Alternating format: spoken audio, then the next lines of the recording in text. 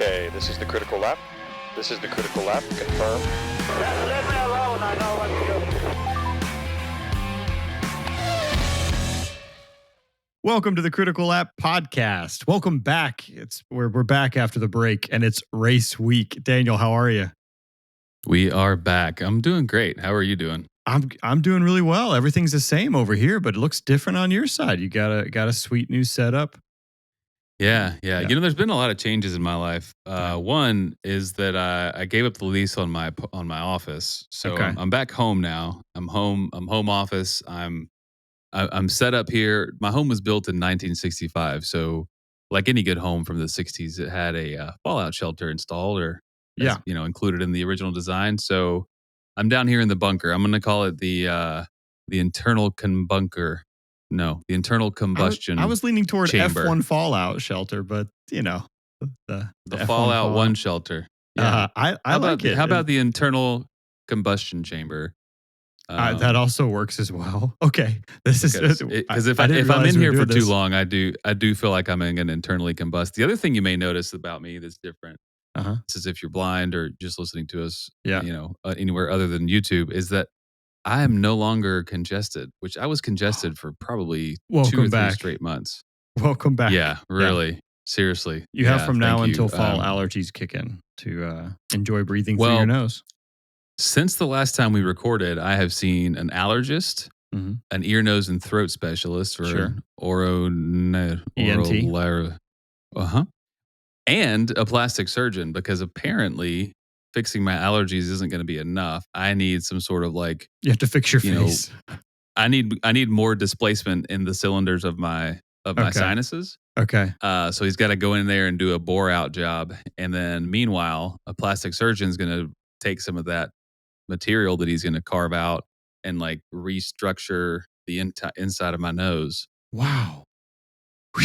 That is that is like Logan Sargent put it in the wall engineering work for your doctor. Yeah. Try to get that. And apparently recovery is only 2 weeks. So I'm thinking summer break. That blows my mind. They can do all that and that recovery's that fast. It's like when professional athletes tear their ACL and they're like, I mean, he's going to be out for 5 weeks. 5 weeks. That's it to repair your entire knee. It used to be like half a year down for the count.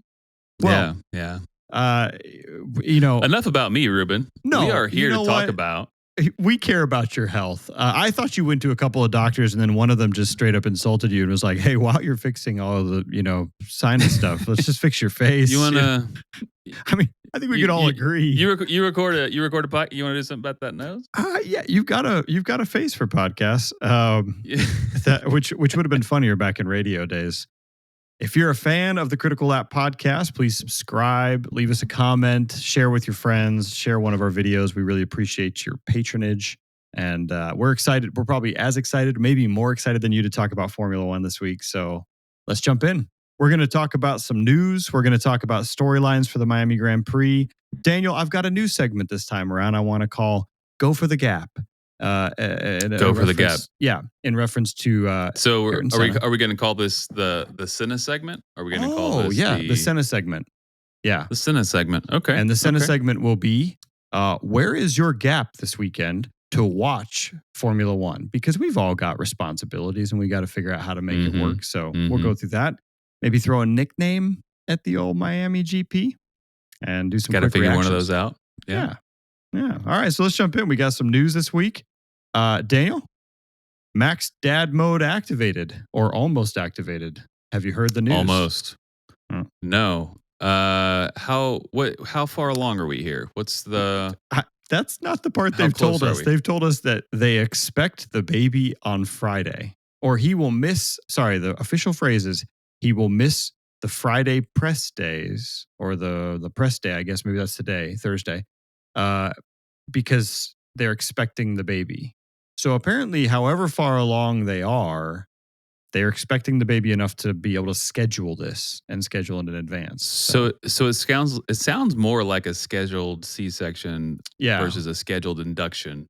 A scheduled induction, you know when you're kicking off, but you don't know how long each quarter is. You don't know when the end of the game is. You could be in 15 overtimes. Yeah. A scheduled C-section, that's pretty well controlled. So I assume that means it's a scheduled C-section. Yeah. For you Formula One fans, Daniel spoke a little confusing things there. You know when the start time, when the lights will go out, will be. You don't know how many safety cars are going to be in between.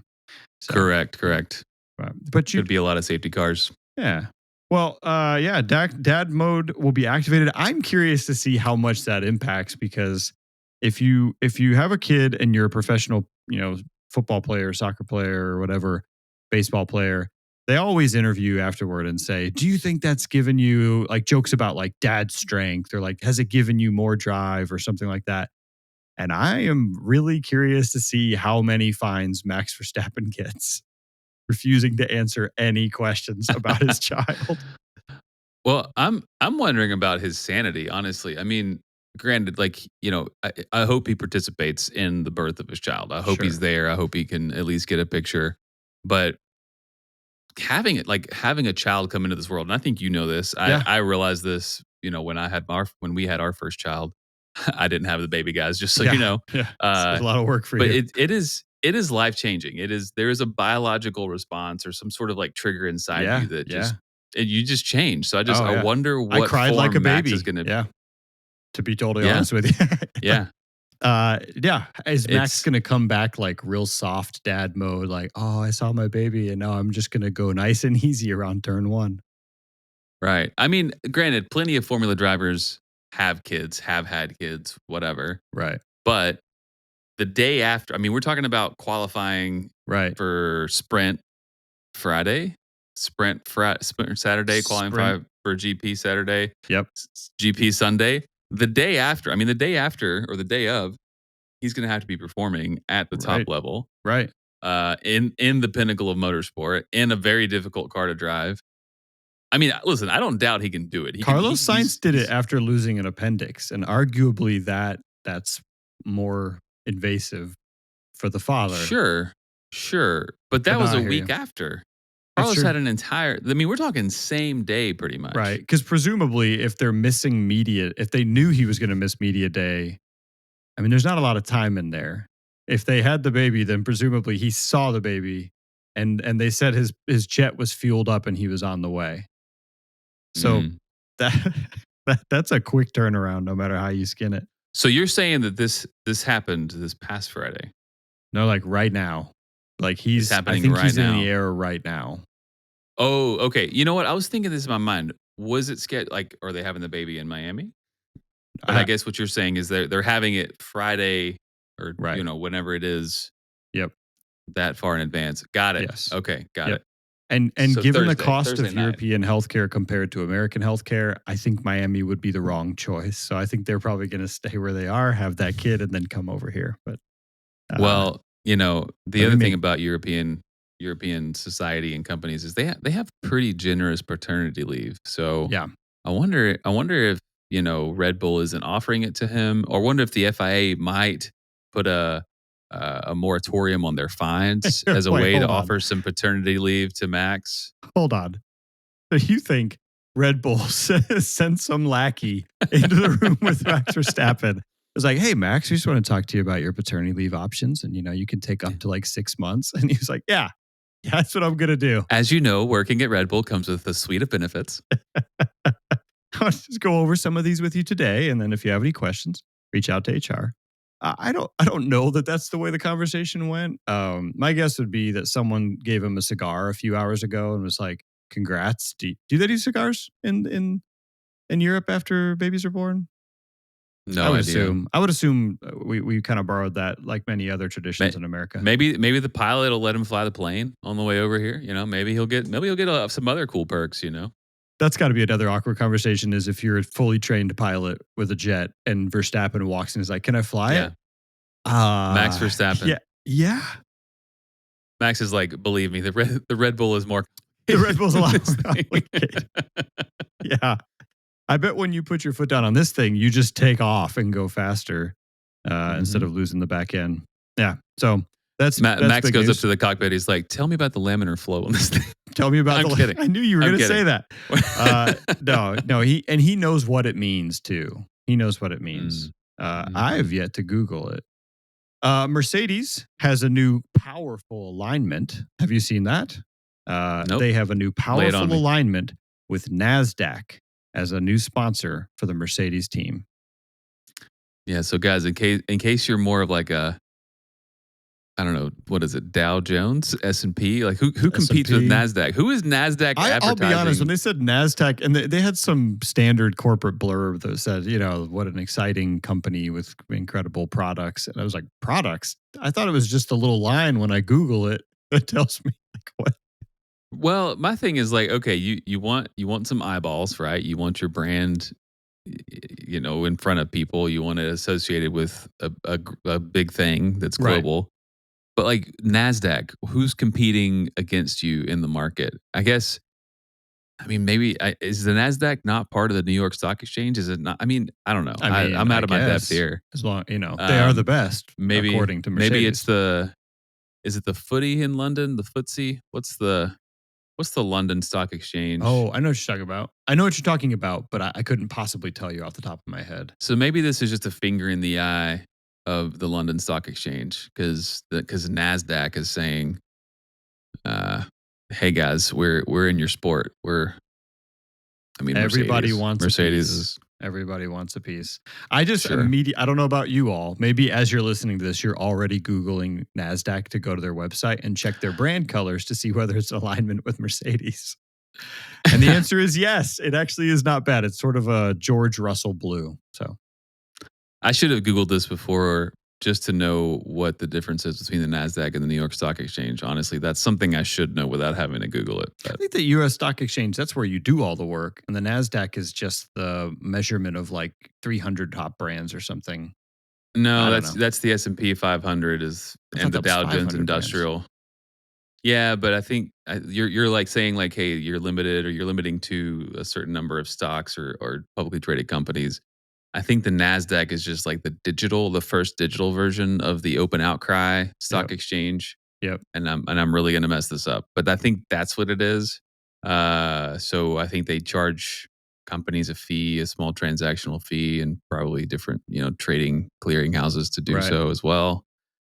But again, who do they need? Whatever. Eager investors will be excited to make a move fast on this stock as we pivot this cast from allergy care to internal combustion to advice on financial investments. We've got something for everyone. I feel. Am I wrong? Oh no, you're right. It is a composite. It's an index stock. Is it? Yeah, but why? I guess they won't. Okay, listen, I'm not trying to sound more smart. People to buy. I read like 3 paragraphs of their website and went, all right, I don't think I got it. Yeah. There you go. So you're right. They are a technology. I think they along with the Dow Jones Industrial Average and the S&P 500 is one of the 3 most followed stock market indices in the United States. Okay. So I get it. They want more people to buy NASDAQ. Buy more NASDAQ. It's up point and a half or 152 points today. Man, I'm learning. I always learn something new here. And now I've learned that you can actually buy NASDAQ. I didn't realize you could do that. I thought they were buy more NASDAQ. Okay, now it makes sense that they're advertising on the side of a pretty expensive car. Well, because I was going to say, you got to check the logo and make sure the logo aligns. All right, and it's not bad. A little bit of blue, kind of a tealish blue, and then money because Mercedes didn't have much. To be honest, they were struggling. One of the poorer teams, I think. Always on their back foot with the money, these Mercedes guys. Tiny little factory, tiny little R&D department. So it's good to see them get some money. Daniel, a music update, not Charles Leclerc music update. The new F1 movie has a soundtrack. They've just announced at least some of the music on the soundtrack. I could only find like half of it. I have started a Spotify playlist that I'm adding songs to as quick as I can. Okay, all right.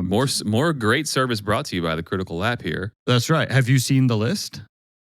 I have not. But great. What I'm thinking is, this before you ruin it for me. Yep. what I'm thinking is maybe the F175 event was just a veiled audition for who's going to do the soundtrack. Because I mean, you had the guy that does the F1 soundtrack, as we Right. know and love it. You've got several other performers. You had a drum line. You had like a British diva singer. I forget her name, unfortunately. I'm sorry. Who else did we have performing? So was F175 just an audition for this movie? I'm glad you asked that. No, it was not. Hmm. Spoiler alert, as far as I can tell, and I could be wrong, I don't think they pulled anyone, although I'm not going to lie to you, I forgot the name of the DJ. So, I don't see any names that ring a bell other than Ed Sheeran. Okay. Listen, guys, do I love music? Yes. Do I sing very well? Expertly. Do I know all the new pop music and the names of the artists? No, I don't. So I don't recognize a lot of these. So my question for you, Daniel, is off the top of your head, this is an early quick reaction. Who would you, name one song you would want, not expect, but want on the F1 movie album? Thunderstruck. By AC/DC? Yes. Mhm. Yeah. I mean, That's what I would want. I mean, just give What me a some burning classic. rubber, some internal combustion noises, some Thunderstruck. Yeah. That sounds like a good summertime movie to me. There's so many great driving songs to pull from. And to be honest, I don't see a lot of them on here. I see some songs that I'm sure are good, but like we're missing. I mean, we're first of all, we're missing Kane Brown. Put some miles on it, which Excuse me. I heard this weekend. Excuse me. Like, I don't know how he got excluded. You heard it organically this weekend, or someone? I heard it. It was the walk-up music for a little league baseball game for another batter. Yeah. Oh, And I was like, a batter wants to put some miles on it. Yep. Got Just it. took got me it. right back to F175 and all Okay. the joy that initial performance brought. No Kane Brown. For me, the initial song that came to mind was, and this is not even like necessarily a driving song, but it's one you want on when you're driving. Nothing But a Good Time by Poison. Right? Okay. Solid. Right? Solid. You know what I mean? Yeah. Like waiting for the weekend kind of song. Nothing but a good time. Yeah. And yeah. I wonder if it's because the first time I heard that song, I think it was in the Mr. and Mrs. Smith soundtrack with Brad Pitt. And now I kind of associate Brad Pitt driving fast cars, that song. Mm-hmm. Anyway, there you go. That's just about it for news. Moving on to the Miami Grand Prix. We had 4 teams technically bringing new liveries, although one of them only brought the jumpsuits. No external livery. Okay. Daniel, have you seen all these? The three car liveries? I've seen 2 of the 3 liveries. I'm not really sure who you're talking about on the third one. Sauber. Barb, the Racing Bulls. Yep. Saw the Barb. And I And know, guys, I know I've been Ferrari. going Ferrari. I've been going hard on like the right way, wrong way to do pink on a race car. Mm-hmm. Come on, Barb. You already did pink once. You did it already. Why are we leaning into the pink so hard this year? And I got to be honest, I like the Suzuka pink a lot better than the Miami pink. Okay. I was so on the Suzuka pink. I thought it was fine. I did actually like this one. It does look exactly like a can of Red Bull. So or just something simple like that. There's just not much to it, but I didn't mind it. Yeah, it's Pretty sharp looking. I did see a meme where Kermit the Frog was like dreaming of new Barb livery. I guess that was like a Miss Piggy reference. I think it was so. a bit of a Miss Piggy pink. Kermit the Frog. Not so Kermit. Yep. So I don't know. I mean, I don't know why I did that. we can do the rest of the podcast in the Kermit the Frog voice. No, Both of us. We're not going to do that. We're not going to do that as much as I really want to. Yeah, I think there's a decent Kermit the Frog Miss Piggy alignment with Barb or Racing Bulls. Barb. And Sauber. Sauber kind of brought a nice green livery. It's sort of an Nickelodeon slimed livery, to be honest with you. But isn't that their normal livery? Yeah, this one they just forgot to clean up the edges of the green. I see. So, I mean, so they kind of did this already. Was it China that they did it in where it was slightly different? It was a little more green. I have not really seen a whole lot that caught my eye with the Sauber this year. I'll be honest. I like this green look. I joke about the Nickelodeon slime. I see what you mean. Because it's like a splatter pattern. Okay. I do like it in the sense that from above, at least, it has a very Miami Everglades kind of swamp green look to it. And I like that. Right. I like that. Well, maybe, on second glance here, maybe I did come across this and just thought, oh, that's the normal one. That's the normal livery for Sauber. Yeah. Probably did. Anyway. You're like, oh, look, they put a little silver on it. But now, now that we've addressed these two, we could talk about the one that most people are probably going to be talking about. Okay. Well, I'm glad you brought that up, Daniel. Hold 1 second. I forgot to tell you, I got a new hat. You know, I love getting some good F1 swag, right? And I got a new hat for this. And it's Ferrari. I'm a full bandwagon. Ruben's holding it. All right. What do you think? It's good, right? No, come on. It's a great partnership. It's so good. It's so good. You must have had the top design firm in Italy. Obviously. Obviously I have. I just am excited to finally have Ferrari swag, walking around. Yeah. No, there's nothing that says Ferrari, like an F1 fan, like walking around with a Ferrari hat on. People are like, oh, F1, man. So I figure this will do it. And I'm super excited. Yeah. Let's talk about the quote unquote Ferrari. What Ferrari guys, what are we doing? We get it. HP is giving you money, like a lot of money, apparently. So there's something about the hue of blue. It looks like it's different from the other, the previous blue on the HP. So are we just undecided on what blue we want? Because the blue, I pulled it up again. It's unfortunate. I know, guys. I know I defended the blue of the HP on the Ferrari. Now do you believe me? But seriously, I'm sorry. This is, it's like crossing a line. It's like HP. The blue on the HP with the HP on the Ferrari was like, sort of like a note that you hear and you're like, okay, I can see how that. Yeah. It's not the best note in the song, but I can see how it plays. This is just that note, but completely out of tune, just like. Yep.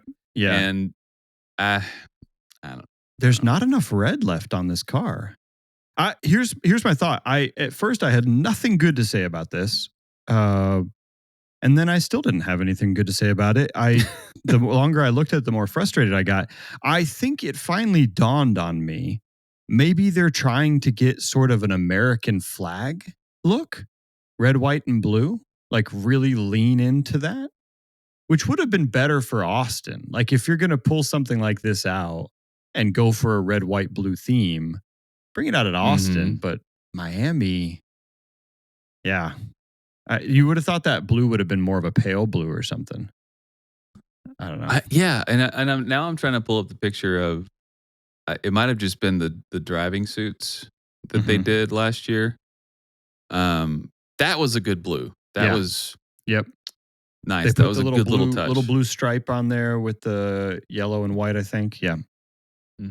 Yeah. This is rough, guys. And it's a little heavy-handed. It's a little overkill. It looks totally out of place. It also seems like they have cut back a lot of the red elsewhere on the car. Maybe it's always been that case. And as we ran out of red on the back end, I have a hard time looking at that. What's funny to me is that they also changed their livery for what they're wearing. And it's basically, I saw a picture and at first glance, I thought it was Williams. It's just white and blue. It's odd. It's very odd. I just think it's funny that we just spent the last 3-4 months saying it's so weird seeing Hamilton in red. Okay, buckle up, everybody. Now he's in white and blue and probably yellow soon.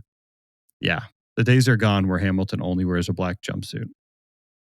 Yeah. Well, if anyone's listening, if anyone at Hewlett Packard or Ferrari or whatever top Italian firm did all this design work. Give us that pastel blue. Give us that soft Miami blue. We see the HP. I don't know. We see it. We like Well, it. yeah, we see it. We don't like seeing it. We want to look away from it, but we see it. Right. Yeah, it's a little rough. I'm just fully embracing it. There's nothing else you can do. HP, hey, thank you for funding Ferrari. Ferrari, are you okay? You guys are okay? Everything all right? Like, if we need to buy some stock or something, let us know. Call us up. Yeah. We'll do the best we can. All right, storylines for the Miami Grand Prix. Let's get into it a little bit. We'll also kind of talk through a little bit here. Going for the gap, when to watch. Miami Grand Prix, it's a sprint weekend. 2 races to look forward to, only 1 practice session, which really shakes things up, especially for teams bringing updates. Bringing updates and trying to get that test session in, that 1 test session can be tough. So looking forward to seeing that. It would probably be worth, if you have the time, watching the practice session just for kicks. Because it's going to probably look a lot more like qualifying test rounds, people trying to figure out how to get those cars tuned in really fast. But otherwise, you'll have sprint qualifying on Friday. The sprint race itself, Saturday morning. I think it's 11 a.m. Central Time, 10 a.m., noon Eastern in the States, followed by Grand Prix qualifying later that afternoon. I think it's 3:30 Central Time. So a lot going on this weekend. Storylines you're looking for, Daniel? I already mentioned one. Verstappen being mad when somebody asked him for the 18th time how his baby is. Yeah. What else you got? We've had the break. Mm-hmm. I think that we've had some trends developing over the first part of the season or the launch. So to me, it's all about who maintains their form, who, if anybody's bringing big developments or big changes, like who can do it around this circuit. I don't think it's that interesting of a circuit. I think it's more of a spectacle. Sorry, Miami fans or Miami folks. I'm glad there's another race in the States. That's good for the sport, but I just don't really get excited about this track so much. I don't know. No, same. I think it is not the most exciting track. It has a lot of hype. I mean, it's got that Miami feel. And by Miami feel, I mean fake water with fake boats in them for the spectators. But that was the decision. Right. I'm curious about Ferrari. They brought some updates to the previous Grand Prix. We didn't see a massive amount of impact there. We're still waiting to see all of that, but it takes some time to hone that in. And you've got Hamilton trying to figure it out. Jokes aside, I haven't given up hope seeing Ferrari show up one weekend and join that top group and be competing. So it'll take a few more races to beat that hope out of me, I guess. Yeah, and maybe they can redeem themselves on this livery and put a couple of drivers on the podium. If you think about, I guess it was last year, that was kind of when we saw McLaren start to step up and stand out, and Norris won the race. No, not last year. Verstappen won the race last year. Yeah. No, hang on. Norris won last year. I think he crashed out or had a big issue the year before, but he won last year. Norris won last year, yeah. And so if I remember correctly, that was kind of like, okay, McLaren's got the chance. Norris has the chance specifically, but McLaren has the chance for constructors. Yep. So, not that I think the season's in a different order this year, things like that. But to me, that's what I remember Miami for the most. And, something like that could happen with Ferrari, to your point about not losing hope that they could, show up at some point and have some sort of dominance or some sort of performance edge. Yeah. Well, and I think I'm not talking about Mercedes only because even they claim that their car performs better in cooler temperatures. And you're not going to get particularly cool temperatures in Miami. So I don't know that anyone is really expecting Mercedes to take that step up. But if you were going to tell me that someone was going to be on the top step that wasn't named Verstappen, Piastri, or Norris, my guess would be George Russell. And so it would be nice to see Mercedes be in that hunt, maybe climb up to the top. But we'll probably see McLaren's back up there at the top again. So, yep, a lot to look forward to there. Okay, we're going to our Senna segment, or going for the gap. You need to find some time to watch. Daniel, let me know how this strikes you. We've all got responsibilities over the weekend. We've got maybe families. You've got a date night you're trying to work in at some point. When do you watch? And we've got viewers all over the world. So for the Americans, here's what I'm going to run by you. You tell me if this sounds good. Get your stuff done early. Go out on a date night on Friday night. Get up early. Maybe get your grass mowed. Go get your grocery shopping done. Put those ribs on the smoker. Yeah, set them and forget them. Yep. Sit down about 2 hours before Grand Prix qualifying. So this is going to be in the afternoon. Grand Prix qualifying is 3 p.m. Central Time. Sit down around noon, 1 o'clock. Grab your lunch and watch sprint qualifying and the sprint back to back. So 2 hours. So 2 hours before qualifying, you knock those two out. Yep. Okay. You come right off that sprint and you go right into qualifying. There's no gap. There's no time down between. Now, the key is don't look at any news and don't see what's going on. That's if you're strained for time. If you're not, plug in and watch them as they happen. But if you're trying to find a nice window, I think that midday afternoon, you can knock out 3 out of the 4 and see all the big details. I like that strategy a lot, especially if your kids take naps in the afternoon. I'm not going to name names here. If you take naps in the afternoon, this strategy will not work. If you take naps in the afternoon, you will go to sleep. Yeah, there's no chance. Because there's just enough of a break. There's no commercials. I mean, what you're talking about here is basically 3 hours of uninterrupted action and color commentary, right? Like you're gonna get a lot of developing things, a lot of scoring happening, right? Right. No commercials, right? Except for the logos on the cars and around the track. A lot of like pundits and color commentary and that kind of thing in between.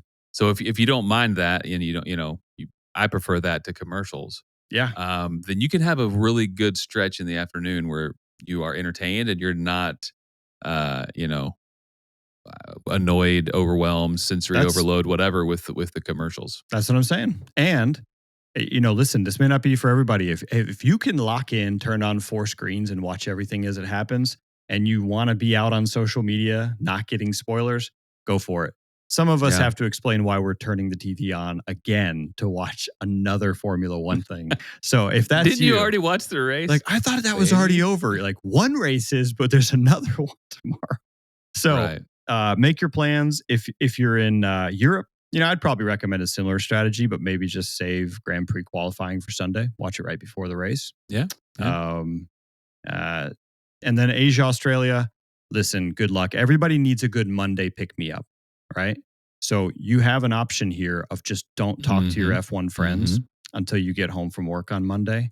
And then punch out, come home, and watch 5 straight hours of Formula One in Miami. That would be interesting. I mean, I don't know how I could go the entire weekend without a single spoiler alert, even though my friends are all good people and that kind of thing. I feel like I would look at my phone at some point and, who knows, news alert, tweet, whatever. Yep. You're going to have good friends. This goes back to our protocols on F1 spoilers. Hey, be a good fan. Keep the spoilers to yourself, Yeah.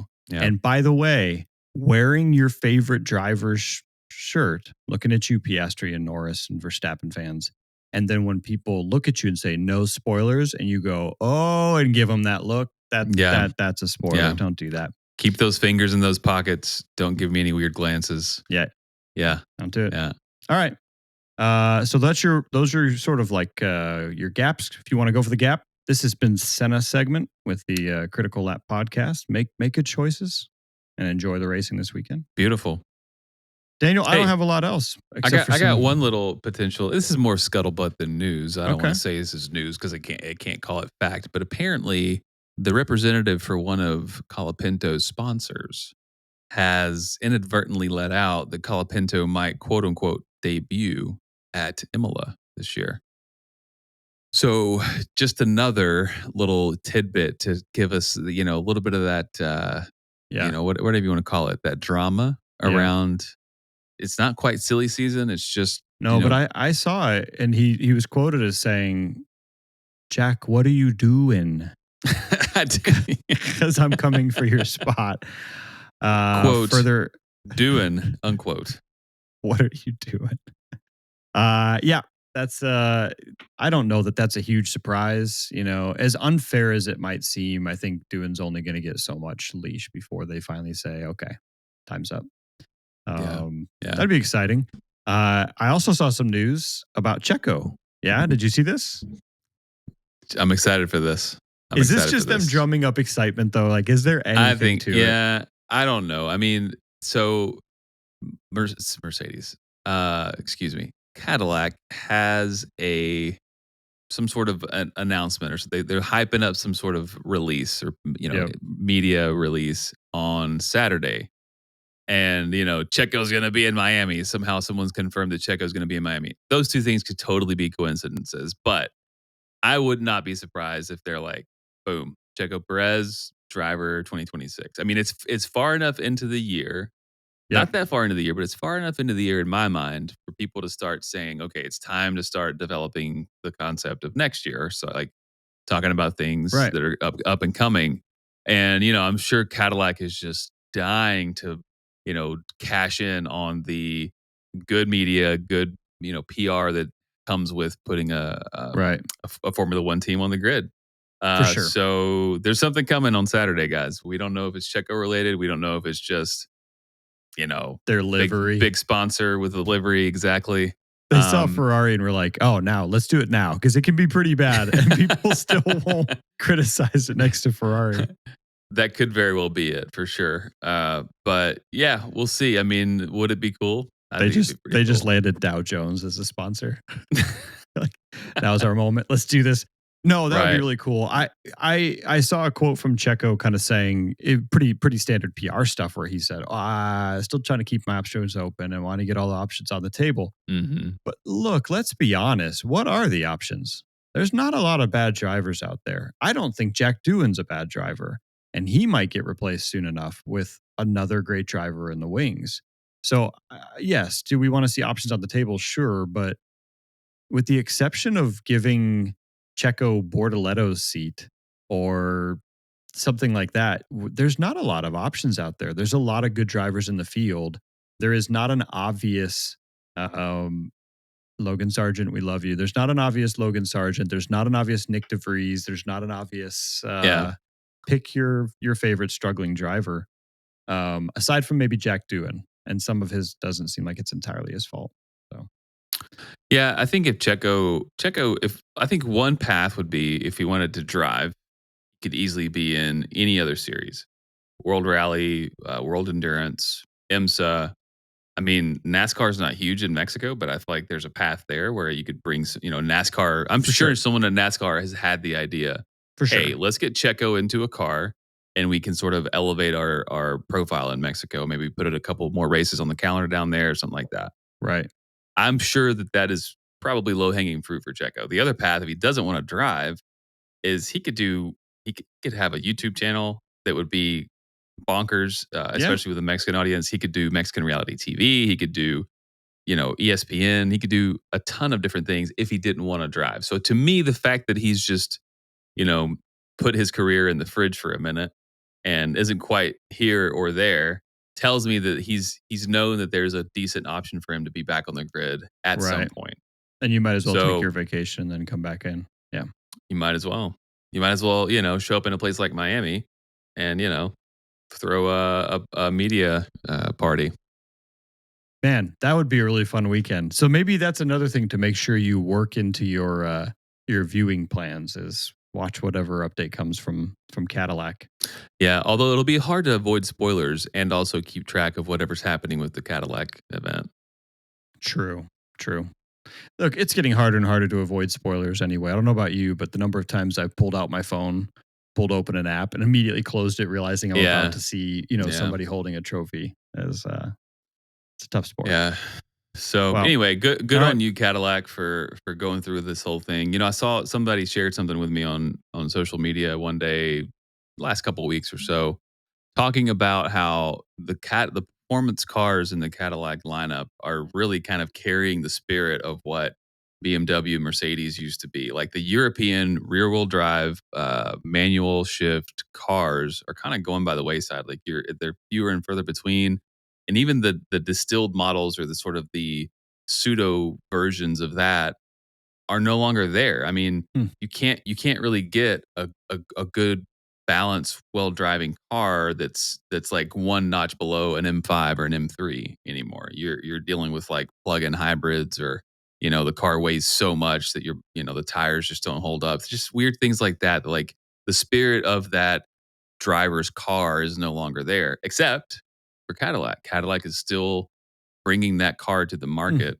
Interesting. in a decent way. So you know, I say all that just to say, like, good on you, Cadillac. Thanks for coming into the pinnacle of motorsport. Thanks for kind of, being the thing that represents American motorsport in a good way, I think. Even though, like we talked about earlier, Ruben, we don't all of us see Cadillac in the most sporty of lights. We don't, but I'm warming up. I'm warming up to it. Yeah. Yeah. No, that's fair.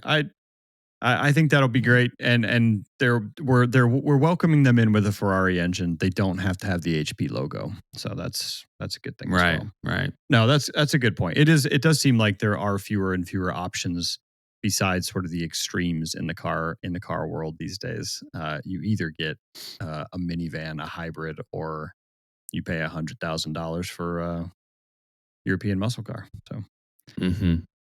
all right, or 100,000 for an electrical Texas-based muscle car.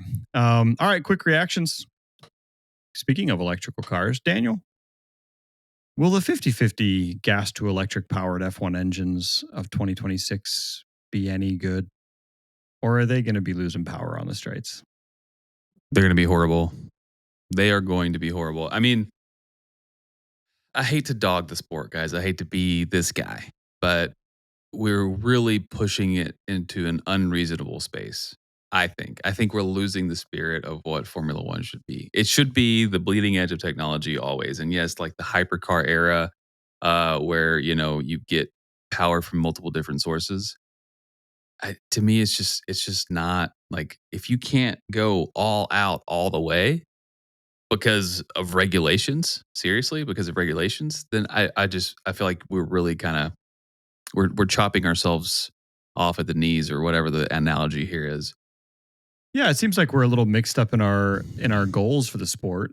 We grabbed onto a very popular idea in this modern age, as it should be, of conservation and caring about our environment, and I get that. Um, but we've talked about this before. I'm not sure you start with the engines of 20 vehicles that are transported there by giant ships and airplanes and everything else. Right. If you're Right. looking for conservation, maybe find that elsewhere. But nobody looks at the ship, the rockets we're sending to space and says, "Well, can we reduce the amount of fuel?" Yeah, we're sending rockets to space, guys. We're kind of maxing this out, right? And honestly, like, I hope this isn't too political, but we're sending Katy Perry to space for 11 minutes, and who knows what amount of fuel and Yeah. global warming contribution that had. You're saying we could have had V10s, but instead we got Katy Perry in space. That's exactly what I'm saying. See, that's So- what's wrong with F1. And I think for all you listeners out there that maybe are punching the ceiling of your car, or or the roof of your car, or screaming at the wall in your house, I really do think it and it's, I'm not the first person to say this. This is an original idea, but I think the focus should be on renewable fuels. There is some of that, right? Like there is talk, Sure. or maybe the teams already have to develop their own fuels, to They power do. their They do. cars. Yeah. Right. So what, like, if that could just kind of negate the negative impact of the environmental problem, why do we have to worry about it being also, all these heavy metals and this, battery and electric motor and all these things that you're sort of forcing a square peg into a round hole, if you ask me. If the regulations are like, what we're talking about here is the Right. cars aren't going to have enough power to go all out as far down the straights as they normally would. So if the regulations are keeping the cars from even doing that, Right. what is it that we're here for anyway? If you could go to a V10 and have sustainable fuel and have a similar environmental negation, Negation. That's Is that even a word? It is now. No, then why don't we go with that? And it honestly seems like we're not the only ones questioning that. There's some I think dithering is the word, right? There is some hemming and hawing. Yeah, there's a lot of ongoing conversations. It feels like F1 knows this. The teams know that. The drivers know that. They know that they're at right now. F1 is kind of hitting peak popularity, or over the last couple of years. I don't think anybody's that excited about putting governors on the cars and slowing everything down right as they hit peak popularity. So anyway, again, I hate to also rain on the parade here, but yeah, just check it in. Also, one last hot take here, Daniel. Who wins the Miami Grand Prix? Whose turn is it to win the Miami Grand Prix? Has George Russell held the top spot of the podium this year yet? No. I think it's George. I think he's got something to prove. I think Miami is for vindication. And I think that's what's going to happen. Max is going to be off his game because he's going to be thinking about baby boy, baby girl. We have no idea. We don't know. He probably won't tell us. So, good on him. Keep that life private, sir. Yeah. So I think Max is going to be sort of off kilter, as anyone would be, as I would be. I think McLaren, probably going to perform, but I don't know. Russell. I think it's Russell. You think Russell? Top spot on the podium. Yeah. That'd be a lot of fun. Or, hey, black horse. Antonelli. What if Antonelli? I don't know. Antonelli just lights it up. I'd love to see that. I think at this point, there's sort of the who do you think will be on the top step, and you just kind of go Norris or Piastri or maybe Verstappen in with a shout to who do I want to see on the top step. I also want to see a Mercedes up there. I'd love to see Russell, frankly. I think he deserves it at the moment. But yeah, Antonelli getting that top spot would be really cool. So yeah, we shall see. So Ruben, yeah, what are we gonna call this track? What are we gonna nickname? I'm glad you asked me that. All right, I've got Miami some for you. Grand Prix circuit. Let's hear it. All right, if you look at the picture, it's an upside down stapler. It looks a lot like a stapler. So we've got a couple things to work with here. The track looks like a paper stapler. And then Miami carries a bunch of stuff with it, right? Vice City. It's very sunny, very warm, very tropical. So I've got just the simple Vice Circuit instead of Vice City. Okay. If you want to stick with the Vice theme, the Vice President of Circuits. That was a long shot, but I'm going to put it out there. Stapler in the sun, or in honor of the sort of like keep your foot down through the turn, be pinned. And that's more of your kind of like, stapler, keep it pinned through the corners. Okay. So, throw those out there. I'm gonna go an entirely different direction here because in my mind, I don't know if you guys watched the Disney version of Peter Pan back in the day. There's the crocodile that haunts Captain Hook that swallows the alarm clock, so he always ticks. So to me, an alligator that is also keeping time sounds like, and if you look at the circuit and if you just put an eyeball it sort of looks like a crocodile back left, yeah, it or could be alligator, an alligator, yeah, up here in the northern hemisphere, yeah, or whatever we call it, or whatever reason we call it a gator instead of a croc. Yeah. So I think the gator go around is interesting. Daniel, that's so good, and that's so much better than mine. Yeah. I think I can't think of a good like timekeeping reference, but like I just think of Peter Pan, alligator, crocodile that ticks when he gets close to Captain Hook. Okay, I like that. I like the gator go around. I also like out of the gate, but out of the gator, but out of the gator. Yeah, right out of the gator. Yeah. Right out of the gator. Right out of the jaws. Okay, we're gonna lock that one in on Sunday in our Grand Prix review. But for those of you who are listening to this and get a chance to weigh in, go ahead and weigh in with your thoughts, weigh in with your votes. Anybody who comments on how great my new Ferrari hat is, maybe they get an extra vote. Is your Ferrari hat going to be available for sale on our website? No, it's I don't listen. I'm pretty fancy. Edition. Yeah, it's custom made. Let's be honest, but it's a custom livery. It's a one-time week event only. So, Should we explain for those of you who can't see? I have an HP logo stapled. If you've made it this far into the episode, if you've made it this far and you're still wondering what my hat looks like, it's an HP logo pinned to the front of a blue hat. So hashtag not Ferrari. Bobby pinned, safety pinned. Safety first. You can tell though that the printer quality that Ruben has used is top notch. Those are some sharp lines on the HP 2015 logo. Quality right there. Yep. Yeah. Well, on that note, we will see you for the Grand Prix recap after this. Thank you for joining us on the Critical Lap Miami Grand Prix-view. Again, once again, we'll just ask that you like, subscribe, share with a friend, and make sure that you're ready to tune in next time for our next recap. And thanks always to our legendary Chris P, pit wall producer. We'll see you next time on the Critical Lap. Have a good weekend.